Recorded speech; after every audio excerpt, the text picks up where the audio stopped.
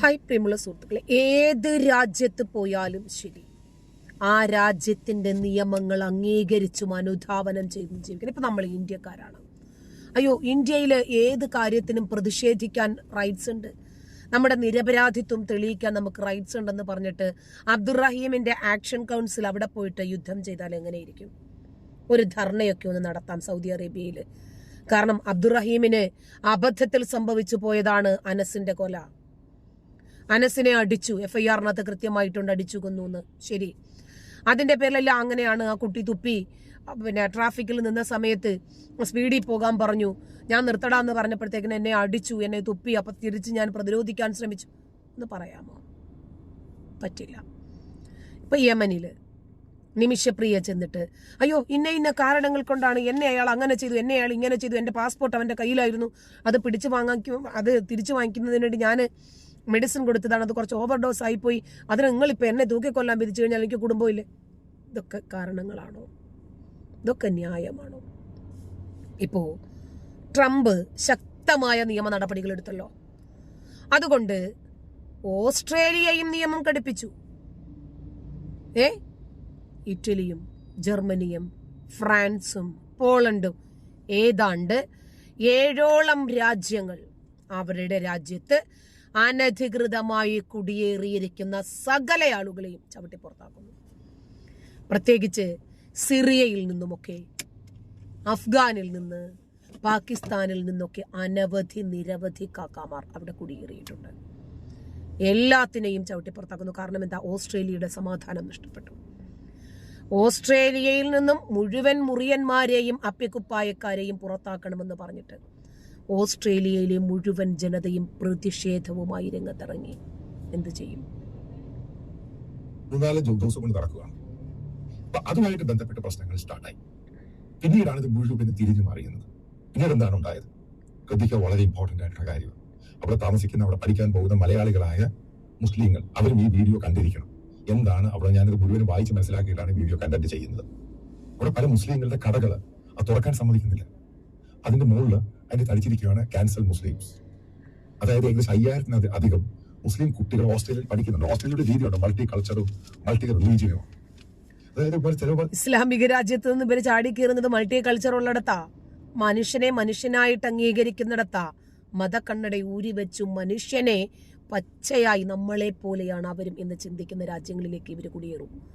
ഇവരെ തുർക്കി കയറ്റത്തില്ല, Egypt കയറ്റത്തില്ല, Qatar കയറ്റത്തില്ല, ഇവരെ ആരും കയറ്റത്തില്ല, ആരും അഭയം നൽകത്തില്ല ഇവർക്ക്. ഭ്രാന്ത് പിടിച്ചു കഴിഞ്ഞാൽ അതിന് പിന്നെ, കാരണം ലോകത്ത് മുഴുവൻ ഈ പ്രശ്നം. കാരണം ആദ്യ അവസാനം നമ്മൾ കണ്ടത് എന്താണ്? AfD, അതായത് ഫാർ റൈറ്റ് വിങ്, ജർമ്മനിയിലുണ്ടായത്. ഇത് ലോകം മുഴുവനും പോവുകയാണ്.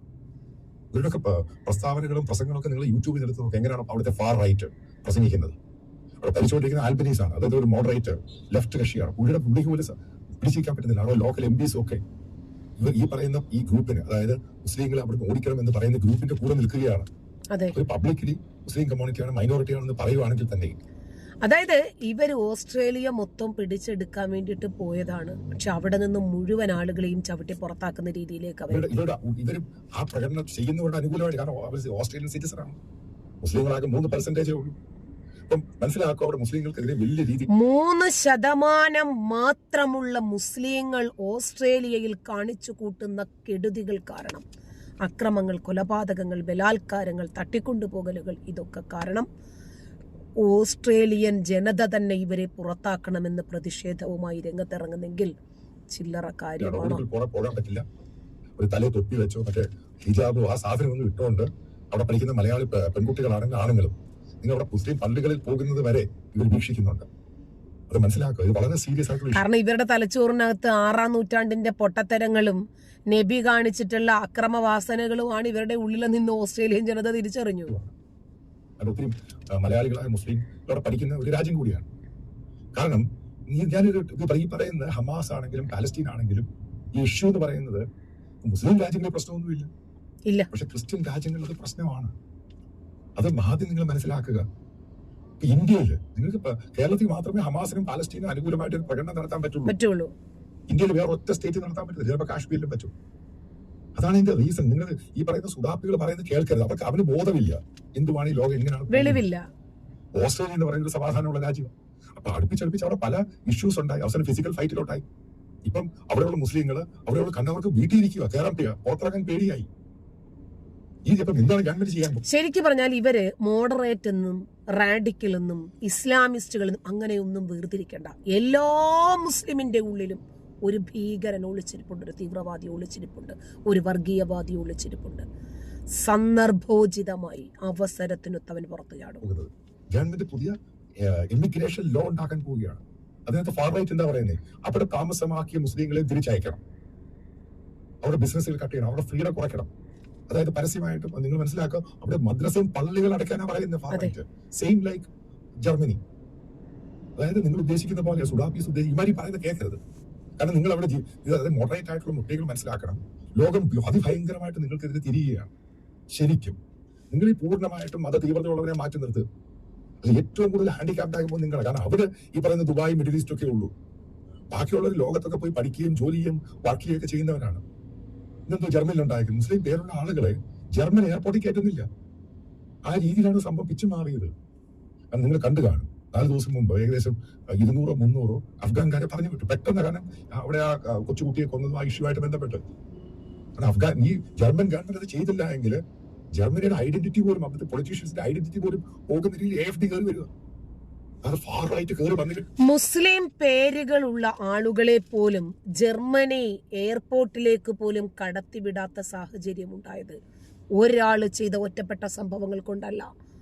1000 പേര് ചെയ്ത കൂട്ടായ സംഘടിതമായ മദ്രസകളിൽ പഠിച്ച പൊട്ടത്തരത്തിന്റെ, ഖുർആനിൽ കുത്തിവെച്ചിരിക്കുന്ന അന്യമത വിരോധത്തിന്റെ പ്രോഡക്റ്റുകളാണിവർ. ഇവര് ചെയ്തിട്ടുള്ള ഈ കൃത്യങ്ങൾ ഇവർക്ക് നമ്മുടെ രാജ്യത്തല്ലാതെ എവിടെ പോയിട്ടാ ഇവർക്ക് പലസ്തീനെ ജയ് വിളിക്കാൻ പറ്റുന്നത്? താലിബാനി ഭീകരനെ മലപ്പുറത്തിന്റെ മണ്ണിൽ കൊണ്ടുവന്ന് ഇവർക്കൊരു മീറ്റിംഗ് നടത്താൻ ലോകത്തിന്റെ ഏത് കോണിലാണ് പറ്റുന്നത്? അപ്പോൾ ഇവർക്കറിയാം എവിടെയാണ് ഇവരുടെ അജണ്ടകൾ നടപ്പിലാക്കേണ്ടതെന്ന്. കേരളത്തിലല്ലാതെ മറ്റേതെങ്കിലും ഒരു സംസ്ഥാനത്ത് ഏതെങ്കിലും ഒരു ഹമാസ് ഭീകരനെ കൊണ്ടുവന്ന് ഒരു പ്രോഗ്രാം ചെയ്യിപ്പിച്ചതായിട്ട് നിങ്ങളുടെ ശ്രദ്ധയിൽപ്പെട്ടിട്ടുണ്ടോ? ഇല്ല, ചെയ്യാൻ പറ്റില്ല. കാരണം ഇവർക്കറിയാം കേരളം ഇവരുടെ ഭീകരതയ്ക്കും തീവ്രവാദത്തിനും വളക്കൂറുള്ള മണ്ണാണ്. അതുകൊണ്ടാണ് ഇവരുടെ ആ ഉള്ളിലുള്ള പുഴുക്കുത്തുകളുണ്ടല്ലോ, ഭീകരവാദങ്ങൾ, തീവ്രവാദങ്ങൾ, ഇവരുടെ അന്യമത വിരോധങ്ങളൊക്കെ ഇവിടെ പ്രാവർത്തികമാക്കാൻ ശ്രമിക്കുന്നത്.